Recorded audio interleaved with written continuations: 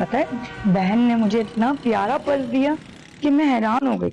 मैंने बोला भाई इसकी क्या जरूरत थी इतना अच्छा पर्स देने की, लेकिन वो मुझसे बहुत प्यार करती है इसीलिए उसने मुझे इतना अच्छा पर्स दिया। अब मैं सोच रही हूँ अब सैलरी मेरी आएगी तो फिर मैं भी उसे। तबस्सुम क्या बात है, तुम इतनी उदास क्यों आज? कल चाची आई थी, अपनी बेटियों के बारे में बता रही थी कि एक की शादी 20 साल की उम्र में कर दी और एक की शादी 22 साल की उम्र में कर दी। बता, अब तो खुश है अपने घर में। अपनी बेटियों के बारे में बता रही थी, पता नहीं मुझे क्यों लगा कि वो मुझे सुना रही है। तो तुम भी बोल देती ना कि चाची आप और चाचा जान तो अभी तक हयात हैं, लेकिन मेरे माँ बाप इस दुनिया से जा चुके हैं। जब आप अपनी 22 साल की बेटी की शादी कर रही थी उस टाइम में अपने छोटे बहन भाइयों को पढ़ा रही थी, और जब आप अपनी 20 साल की बेटी की शादी कर रही थी तब मैं एक छोटा सा घर खरीद रही थी। अरे नाइला, मुझ में इतनी हिम्मत कहाँ? हिम्मत करनी पड़ेगी तबस्सुम, वरना इस तरह के लोग तुम्हारी सारी कुर्बानियां भुलाकर रोज तुम्हें ताने देने के लिए आ जाएंगे बस। और मेरी मानो तो अब तुम शादी करो। इस उम्र में मुझसे कौन शादी करेगा? अरे मेरी जान, उदास नहीं होते। अभी कौन सी तुम्हारी इतनी उम्र गुजर गई है। अभी देखना जिंदगी में इतने मकाम आएंगे, बहुत से हाथ तुम्हारी तरफ बढ़ेंगे। उदास नहीं होते और मायूस भी नहीं होते। उसकी घर देर है, अंधेर नहीं। अच्छा ये बताओ तुम अपनी तनख्वाह का क्या करती हो? घर में लग जाती है।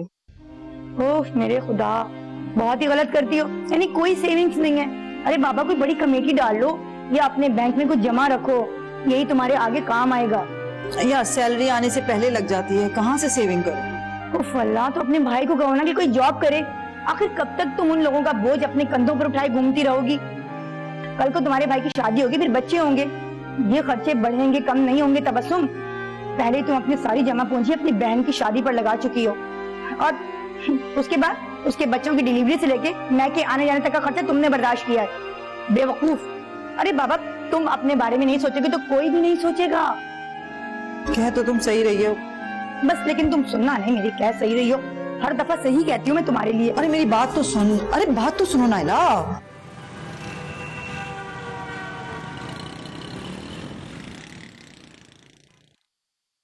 जी आपा, आपने बुलाया मुझे? हाँ बैठो, इतना लेट क्यों हो गए? वो मैं दोस्तों के साथ गया हुआ था कढ़ाई खाने। देखो फराज, तुम मेरे इकलौते भाई हो, मेरी हर उम्मीद तुमसे है। अपनी तालीम पर तवज्जो दो ताकि तुम्हें अच्छी नौकरी मिल सके, ताकि मेरा भी कुछ बोझ कम हो। अरे आपा, इस मुल्क में मेरिट पर कहाँ नौकरी मिलती है, सिफारिश चलती है सिफारिश। जब भी मैंने कॉलेज में ना एक से एक अमीर लड़के से दोस्ती की हुई है। आप देख लीजिएगा, मुझे बहुत अच्छी नौकरी मिलेगी। ऐसा नहीं है फराज, तालीम की अपनी अहमियत है जो जिंदगी में उसका साथ देती है। भाई आप फिक्र ना करें, मैं पढ़ाई कर रहा हूँ और बहुत अच्छे से कर रहा हूँ। अच्छा आपा, वो मुझे ना कुछ पैसे चाहिए थे। पैसे? कल ही तो दिए थे पैसे। कल? हाँ कल दिए थे आपा, बिल्कुल दिए थे, लेकिन उनकी तो मैंने किताबें ले ली ना, अब ना नोट्स लेने थे, नोट्स। ऐसी कौन सी पढ़ाइयाँ कर रहे होते हो कि तुम्हें हर रोज पैसे चाहिए होते हैं? देखिए आपा, ऐसा है ना, अब जिन दोस्तों के साथ मैं होता हूँ ना, वो ना हर टाइम मुझ पर खर्चा करते हैं। अब कभी ना कभी मुझे भी तो करना है ना। अब आप खुद बताएं, हर दफा उनके पल्ले से खाना अच्छा है क्या? फराज तुम उन जैसे मत बनो। वो अय्याशियां कर रहे हैं ना, उनके वालिदैन जिंदा हैं और तुम्हारे नहीं। आपा, मेरे अम्मा अब्बा तो सब आप ही है ना। अब मैं आपसे नहीं कहूंगा तो किससे कहूंगा? दे देना आपा प्लीज। फराज सुधर जाओ, और ये लास्ट टाइम है जो मैं तुम्हें पेमेंट करूँ, ठीक है? ठीक है आपा। और जल्दी घर आया करो, बहुत लेट आने लग गए हो तो। जाओ ले लो अपने पैसे।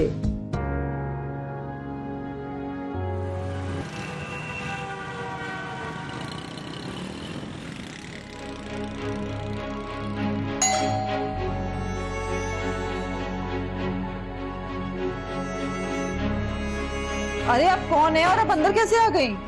तुम तबस्सुम हो ना? मैंने तुम्हें शक्ल से पहचान लिया, सारी उस्तानियों की एक जैसी शक्ल होती है। पर माफ कीजिएगा, मैंने आपको नहीं पहचाना। आप कौन है? फरिया की अम्मी। फराज ने नहीं बताया? घर तो दिखाओ कैसा है तुम्हारा। फरिया? फराज किन चक्करों में? मेरी बात सुने, मेरी बात सुनिए। कहाँ कहाँ जा रही हैं आप?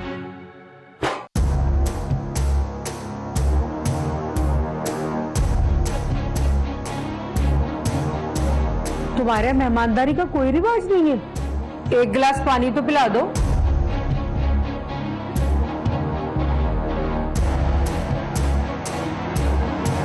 उफ, जब माँ ऐसी है तो बेटी कैसी होगी। मेरे सीधे साधे भाई को अपने जाल में फंसा लिया। अरे आपा कहाँ हैं? अरे अम्मी, आप आई भी हैं? मुझे पहले बता तो देती। आपा चाय पूछी या नहीं? कहाँ? पानी भी कह के मांगा है। अच्छा अम्मी, आप आपा से बातें करें, मैं ये बराबर बेकरी से आपके लिए कुछ सामान लेकर आता हूँ। आपा को जरा 1000 रुपए देना।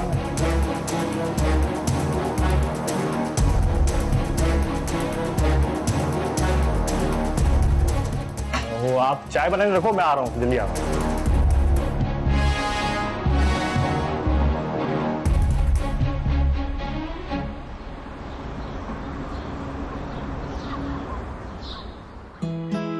अम्मी लेना, बिस्किट लेना।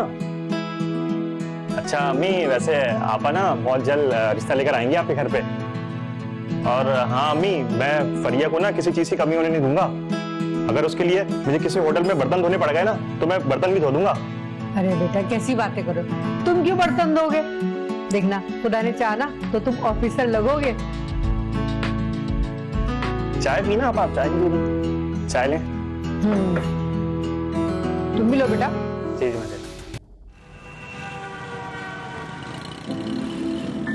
फराज, कौन थी ये औरत?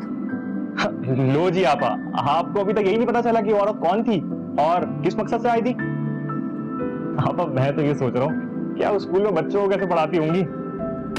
शर्म करो फराज, तुम्हारी उम्र है ये बातें करने की? अपने मुस्तकबिल के बारे में सोचो। इंटर पास को कौन जॉब देगा? आपा ये लेक्चर मुझे ना दे भाई। अरे यही तो उम्र होती है प्यार मोहब्बत करने की। अब क्या मैं आपकी उम्र में आके प्यार मोहब्बत करूं और फिर शादी? देखें, मुझे सब पता है, आपको सिर्फ ये फिक्र पड़ गई है कि मैं शादी करके ले आऊंगा और वो आप पर बोझ बन जाएगी। आप बिल्कुल फिक्र ना करें, मैं जब तक कुछ कर लूंगा। ऐसे मत कहो फराज, मेरा सब कुछ तुम लोग ही हो। मगर तुम खुद सोचो, अभी मैंने मुसर्रत की शादी की है, मेरी सारी जमा पूंजी खत्म हो गई है। तुम्हारी शादी के लिए कहां से पैसे लाऊंगी मैं? हाँ तो आपा, मैं ये भी कह रहा हूँ कि आप मेरी शादी अभी करा दें। मैं सिर्फ इतना कह रहा हूँ, आप मेरा वहां रिश्ता पक्का कर दें, उसके बाद मैं इंतजार कर लूंगा भाई 1 साल तक। आप जब तक पैसे जमा कर लीजिएगा। और हाँ आप बस में सिर्फ ना मेरा साथ दें, बाकी की जो बातें हैं ना वो मैं फरिया सेट कर चुका हूँ। और हाँ, उनके घर ना थोड़ा एहतमाम से जाना होगा। फल और मिठाइयों की टोकरियां जाएंगी और फरिया उसकी अम्मी के लिए सूट, चप्पल और हाँ जेवर भी। हमारा पहला तासुर ना थोड़ा अच्छा पड़ना चाहिए उन पर।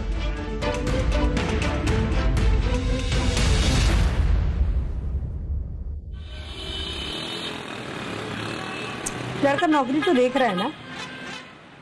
आपको पता तो है, आपकी बेटी के इश्क में दीवाना होकर उसने सब पढ़ाई वढ़ाई छोड़ दी, नौकरी कहाँ से करेगा?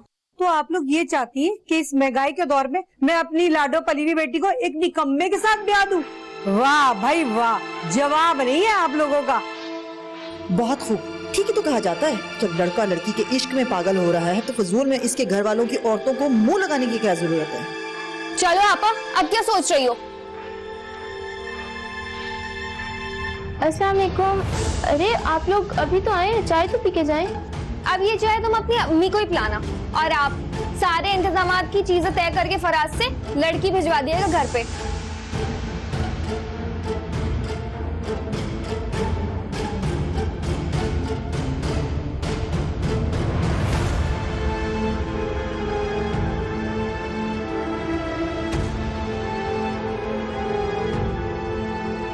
अब हम कभी नहीं जाएंगे उस बददिमाग औरत के घर। और तुम जो उस लड़की के पीछे पागल हो रहे हो ना, उससे अच्छी शक्ल की तो हमारी मासी है। देखिए मुसरत बाजी, आप ना तमीज का दामन हाथ से मत छोड़ें। अच्छा, ये तमीज का सबक हमें सिखाने से पहले अपने ससुराल वालों को सिखाओ, जिनको पता ही नहीं तमीज किस चिड़िया का नाम है। अरे तुम दोनों लड़ना तो बंद करो, सर में दर्द है मेरे। क्यों आपा, क्या मैं गलत कह रही हूँ? कितनी बेइज्जती की है उन लोगों ने हमारी। अच्छा ना, आप लोग परेशान ना हो, मैं पूछूंगा उनसे कि उन्होंने ऐसा क्यों किया। पूछते रहना, लेकिन आज के बाद प्लीज हमसे ये बात नहीं करना कि उनके घर जाएं। बहुत मेहरबानी होगी तुम्हारी।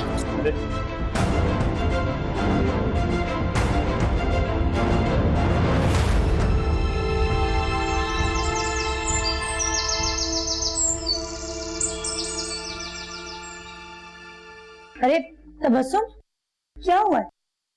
कुछ थकी थकी लग रही है। अरे कुछ नहीं यार, शाम में कुछ ट्यूशंस रख लिए हैं। क्यों? फराज ने शादी की रट लगाई हुई है, छोटी मोटी जॉब तलाश कर रहा है। तुम्हें पता है उसकी तालीम कितनी है कि उसे जॉब मिल जाएगी। मुझे बस अब ऊपर वाले पोर्शन में 2 कमरे बनवाने हैं। तुम्हें क्यों? फराज को बोलना कि बनवाए। वो तो 10 साल में भी नहीं बनवाएगा। या अल्लाह, तो ना बनवाए ना। तुम्हारा बस एक ही मसला है कि तुमने सारी जिम्मेदारियां अपने कंधों पे उठा रखी हैं बस। क्या करूं मैं, इनके अलावा मेरा है कौन? तबस्सुम, अपनी जिंदगी के बारे में सोचो। इस तरह सब कुछ उन पर लुटा दोगी तो जब तुम शादी करोगी तब क्या होगा? अभी मैं ये सब नहीं सोच रही। सोचोगी, एक दिन सोचोगी। तब की तब देखी जाएगी। चल क्लास में जा रही हूँ। सुधरोगी नहीं तुम।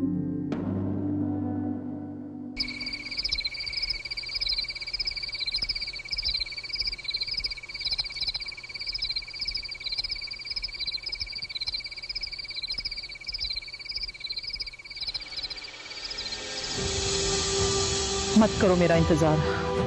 अरे यार मैं थक गया हूँ तुम्हें समझा समझा कर। तुम अगर समझती नहीं हो कि तुम्हारा हतमी फैसला है। हाँ तो मैं बोल बोल के थक चुकी हूँ। हाँ ये मेरा आखिरी फैसला है। सोचो कि हमारी किस्मत में शादी नहीं है।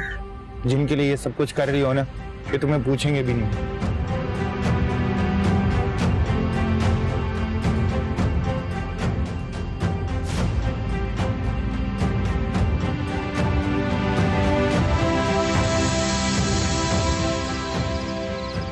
शायद जुनेद ने ठीक ही कहा था।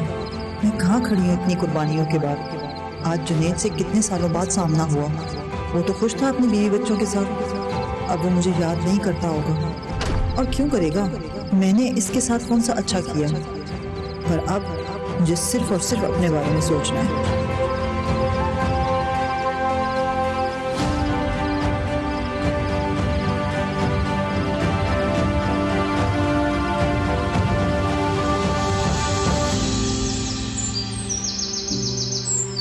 महविश, तुम आज भी फीस नहीं लेकर आई? मुझे याद है टीचर, लेकिन मैं क्या करूं? मेरे ताया अब्बू ने अपनी ही तरह किसी फटीचर जगह जॉब कर लिया।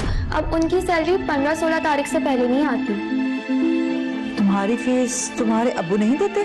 नहीं ना, मेरे अब्बू के तो और भी बहुत से खर्चे हैं। मेरे ताया तो अकेले हैं और उन्होंने शादी की नहीं। अब अम्मी कहती हैं वो इतने पैसों का क्या करेंगे, इसीलिए अम्मी ने घर के छोटे मोटे खर्चे और हमारी फीस वगैरह, गैस के बिल वगैरह उनके जिम्मे लगाए हुए हैं। तुम्हारे ताया ने शादी क्यों नहीं की? मेरे दादा दादी का इंतकाल जल्दी हो गया था। फिर ताया ने अपने बाकी बहन भाई यानी कि 3 बहनों और 2 छोटे भाइयों की शादी की। इतने में उनकी खुद की उम्र ही निकल गई शादी की। अम्मी कहती हैं अगर अब हम उनका रिश्ता लेकर जाएंगे ना तो हमारा ही मजाक उड़ेगा, इसीलिए उन्होंने शादी की नहीं। और वैसे भी अब तो उनके सारे पैसों पर हमारा ही हक है।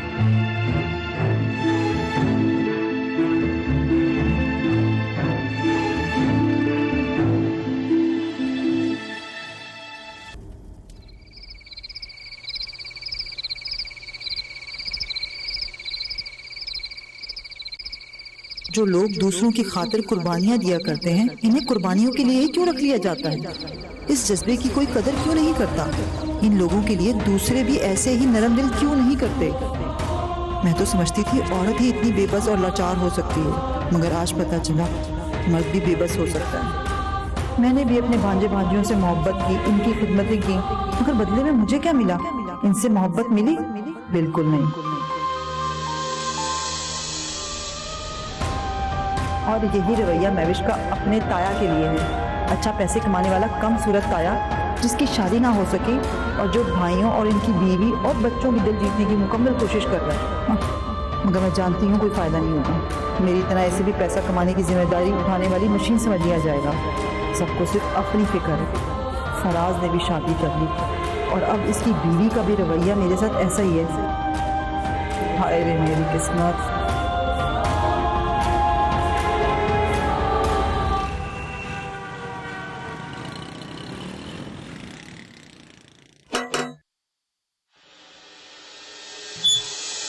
जी अस्सलाम वालेकुम। मेरा नाम सफदर है, मैं महविश का ताया हूँ। माजरा चाहता हूँ, इस दफा फीस देने में थोड़ा लेट हो गया, लेकिन कोशिश करूंगा कि नेक्स्ट टाइम आपको टाइम पे फीस दे। अरे नहीं, ऐसी कोई बात नहीं है, बस आप अंदर आ जाएं, वो बैग पैक ही कर रही है। नहीं, मैं यहीं पे ही ठीक हूँ। अरे यहाँ खड़ा रहना अच्छा नहीं लगता, अंदर आ जाए, चाय पी के जाइएगा। अरे तकल्लुफ़ की क्या जरूरत थी, मैं बस घर से चाय पी के ही निकला। मुझे महविश ने बताया कि आप उनके ताया हैं और उनकी फैमिली को सपोर्ट करते हैं। जी आप, शायद खुदा ने मेरी किस्मत में उन लोगों की खिदमत की। और मेरे भी कुछ ऐसे ही हालात हैं।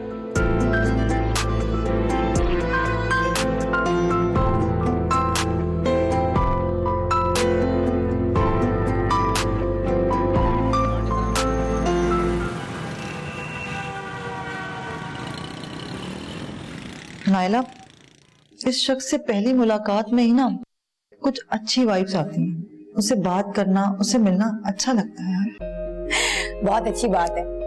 चलो जुनैद और अपने बहन भाइयों के जमीनों से निकलकर तुम अपने बारे में कुछ सोचने लगी हो। हाँ नायला, आज उसका बर्थडे है, उसने मुझे इनवाइट किया है और मैं सोच रही हूँ कोई गिफ्ट ले लूं।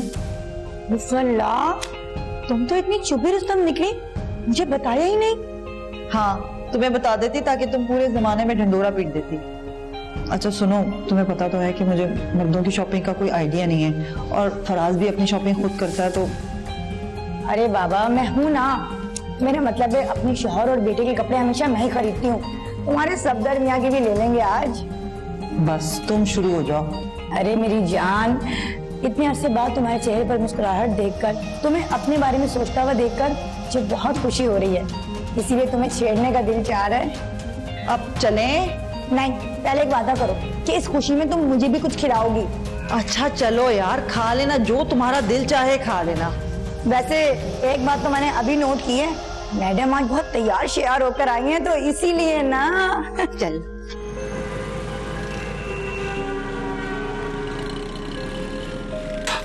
आप खाएं?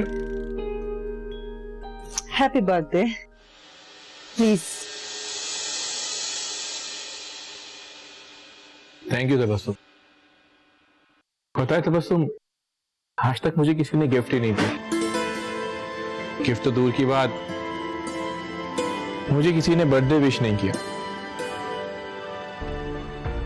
असल में मैं अपने लिए कुछ कर ही नहीं पाया। तनख्वाह आती, खत्म हो जाती और मेरी जरूरतें नहीं रह जाती। मैं समझ सकती हूँ आपके हालात। नहीं तबस्सुम जी, आपके हालात मुझसे बहुत बेहतर है। आपके पास अपना घर है, किचन का निजाम आप अपने हाथ में रखती हैं। मैं तो जो कमाता हूँ वो घर में ही खर्च हो जाता है। और वैसे भी इतने बड़े घर में मेरे पास रहने के लिए एक छोटा सा कमरा है, उसमें भी मुझे 2 वक्त की रोटी देने वाला बहुत मुश्किल से ही मिलता है। आप तो मर्द हैं, आपने शादी क्यों नहीं की? एक बार कोशिश की थी, मेरी कोलीग ने रिश्ता कराया था, बात भी पक्की हो गई थी। 1-2 दफा उनके घर आना जाना हुआ तो मुझे लगा कि लड़की की वालदा की नजर भी मेरी तनख्वाह पे है। उनकी 4 बेटियां थीं, वो उनकी डोलियां मुझसे उठवाना चाहती थी। मैंने सोचा ये काम तो मैं अपने भाई बहनों के लिए भी कर रहा हूँ, तो भला इसमें क्या फायदा, इसलिए मैंने शादी से इनकार कर दिया। चले छोड़े, जो होना था वो हो गया, अब आगे के बारे में सोचें। नहीं तबस्सुम, मैं आपकी तरह बहादुर नहीं। अकेलापन और नजरअंदाज किए जाने का दुख मुझे अंदर से खाया जाता है। ऐसे क्या आप मुझसे शादी करेंगी?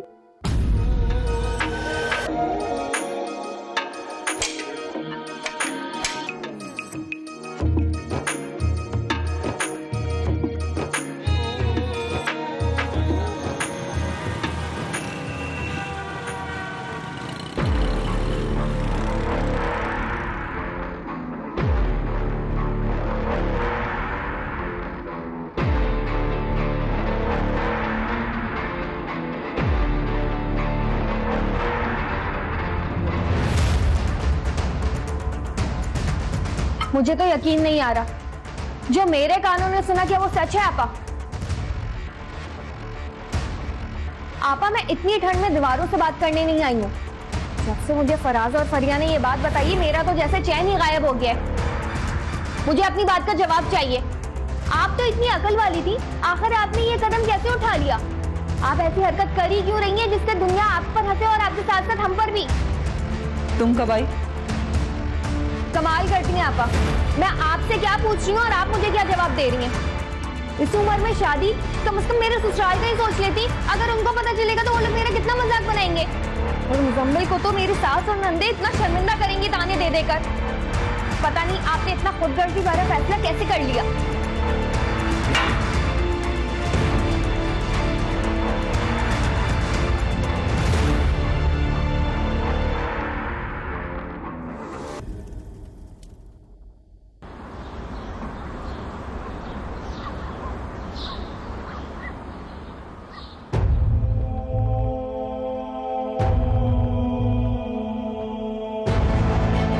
कमाल है आपा, पहले तो आप इतना सोई, अब फोन में लग गई हैं। इतना सर में दर्द हो रहा है, चाय नहीं मिलेगी क्या आज? हाँ आपा, चाय बना लें।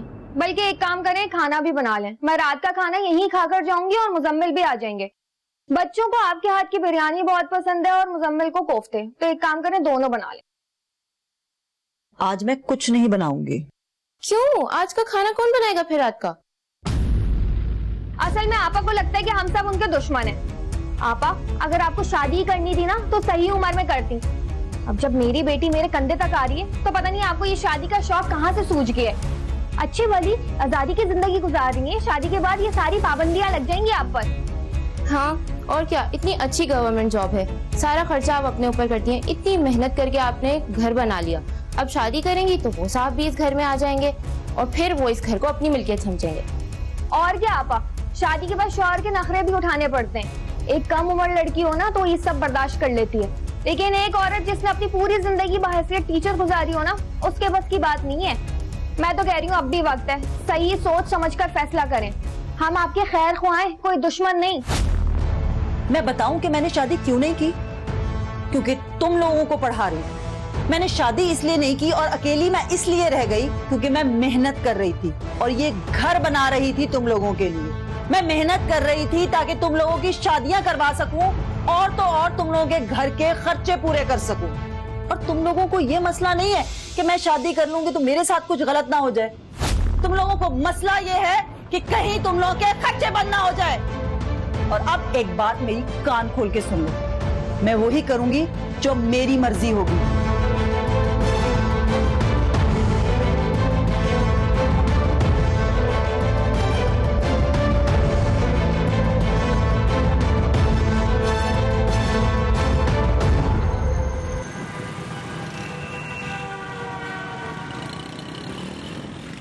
ठीक किया तुमने उन्हें सुनाकर, आखिर तुम्हारी भी अपनी कोई जिंदगी है।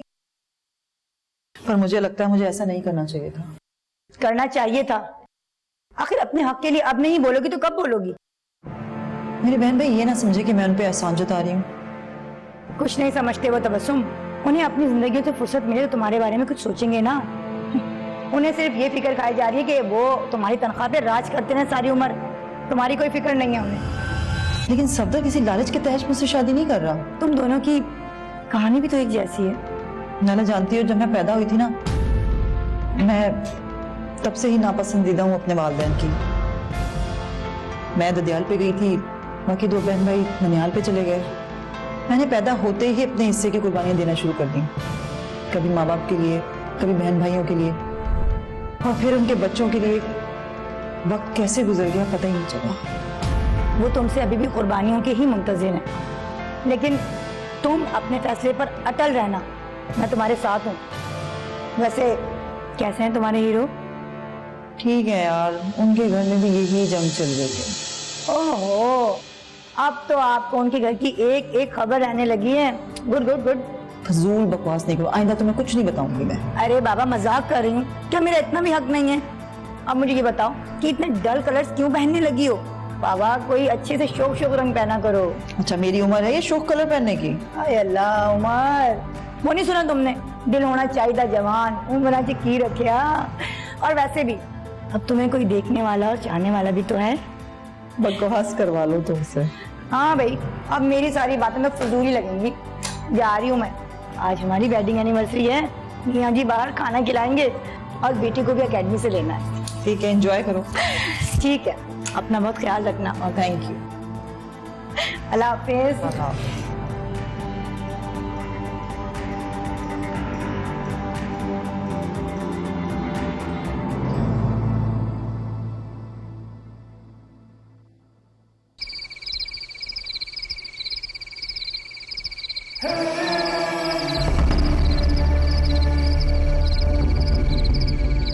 आपा, अगर आपको शादी करनी थी ना तो सही उम्र में करती। अब जब मेरी बेटी मेरे कंधे तक आ रही है तो पता नहीं आपको ये शादी का शौक कहाँ से सूझ गया है। अच्छी भली आजादी की जिंदगी गुजार रही है, शादी के बाद ये सारी पाबंदियां लग जाएंगी आप पर। मुझे अपनी बात का जवाब चाहिए। आप तो इतनी अकल वाली थी, आखिर आपने ये कदम कैसे उठा लिया? आप ऐसी हरकत कर ही क्यों रही है जिससे दुनिया आप पर हंसे और आपके साथ साथ हम पर भी?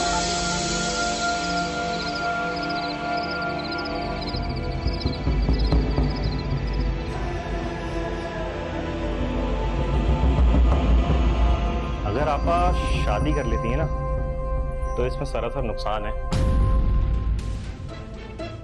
अब ये जो घर है, जाहिर है आपा के बाद हमारा ही होना था, लेकिन आपा की शादी की सूरत में ना किसी और का हो जाएगा। वो सब तो खैर बाद की बात है। फिलहाल शादी के फौरन बाद एक शख्स उस कमरे पर काबिज हो जाएगा और आपा अपनी सारी तनख्वाह हमारे बच्चों के बजाय उस आदमी पर खर्च करेंगी। वैसे आपा के पास इतने पैसे आए कहाँ से? अभी तो हमारी शादी कराई, अब खुद शादी करने चली हैं।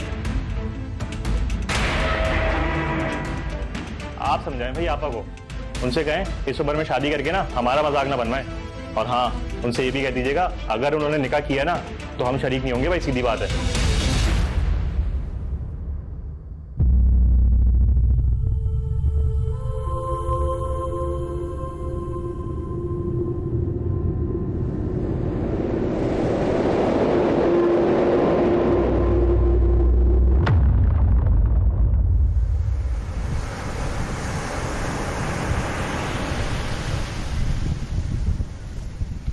हमने शादी करके सही फैसला किया। जिंदगी इतनी हसीन है, अब पता चला। हमारे अपनों ने हमारे साथ अच्छा नहीं किया और हमें इस नेकी का कोई दुख नहीं है, लेकिन तकलीफ इस चीज की है कि जिनके लिए हमने उम्र गुजार दी वो बहुत खुदगर्ज और संगदिल निकले। सही कह रही हो तुम तो। बस तो एक जैसे हालात, एक जैसी तशनगी। औरत और मर्द जब भी मोतबर होते हैं जब वो निकाह के बंधन में बन जाते हैं। अकेला मैं भी कुछ नहीं था, अकेली तुम भी कुछ नहीं थी। पता है सफदर, इस रिश्ते की सच्चाई से मुंह नहीं मोड़ा जा सकता और अपने हक को छोड़ना कुर्बानी नहीं, हमाकत है। इंसानी ख्वाहिशात जिंदगी के साथ साथ चलती रहती हैं और हम इस हकीकत से मुंह भी नहीं मोड़ सकते। कुर्बानियां देकर भी हम इंसान ही रहते हैं, फरिश्ता थोड़ी बन जाते हैं। यार इतनी उम्र गुजर गई, एक बात तो समझ आ गई, अपना हक नहीं छोड़ना चाहिए, भले आपके अपने मुखालिफ ही क्यों ना हो जाए। वो पहले मुखालफत करेंगे, फिर थक जाएंगे तो सुलह कर लेंगे। और जिंदगी से गिला है तो बहुत देर से मिला है। Same to you. आइसक्रीम खाओ, मेल्ट हो रही है।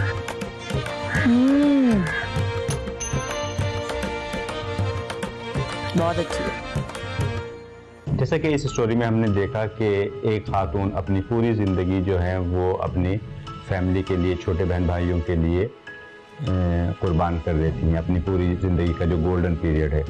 तो ये कहानी आजकल मैं देखता हूँ कि अक्सर घरों में नज़र आती है और उसके पीछे बहुत सारे इल मोटिव्स भी होते हैं, नेगेटिव थॉट पैटर्न्स भी होते हैं कि अगर ये जो घर में कमाने वाला शख्स है, अगर इसी की शादी हो गई तो फिर हमारा क्या होगा। यानी ये नेगेटिव थिंकिंग जो है एक शख्स की ज़िंदगी को बर्बाद कर देती है। तो होना ये चाहिए कि जो भी शख्स है जो जिम्मेदारी उठा रहा है वो चीज़ों को समझे, अपने घर वालों को देखे। शादी के बाद भी चीज़ों को कैरी ऑन किया जा सकता है, लेकिन जो फैमिली सिस्टम है उसको लेके चलना और अपनी शादी करना और अपनी ज़िंदगी को देखना, ये भी एक इम्पॉर्टेंट फैक्टर है। क्योंकि कुदरत ने हर चीज़ के लिए एक ख़ास उम्र और एज जो है वो एक पीरियड दिया है, उसी में अगर वो सारी चीज़ें हो जाएं तो बेहतर है। उसके बाद जब चीज़ें होती हैं तो कॉम्प्लिकेशंस होती हैं। तो इसलिए देखना ये चाहिए कि अगर आप शादी भी कर लेते हैं तो उसके बाद भी आप चीज़ों को लेके चल सकते हैं, फैमिली को सपोर्ट कर सकते हैं, ना कि ये कि सिर्फ आप अपनी फैमिली की खातिर चीज़ें करते रहें और फैमिली से भी आपको कोई खातिर और रिस्पॉन्स ना मिले। तो थैंकलेस जॉब से बेहतर है कि आप अपनी लाइफ को फोकस करें और अपने ज़िंदगी में आगे बढ़ें।